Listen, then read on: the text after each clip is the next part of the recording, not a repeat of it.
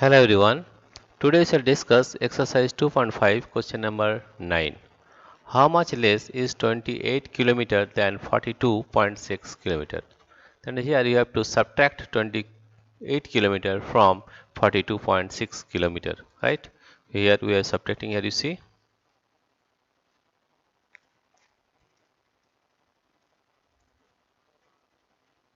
The question is how much less is 28 km than 42.6 km?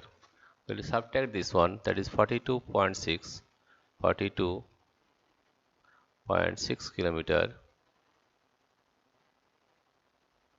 and we are subtracting 28 km, 28.0 km. If we subtract it, we are getting this is 6, 8, 4, 12, carry on to 1, 3, 4, 1, 14.6 km. Right? How much less is 28 km than 42.6 km?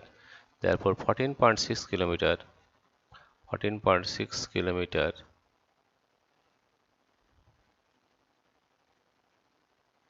less, 14.6 km less is 28 km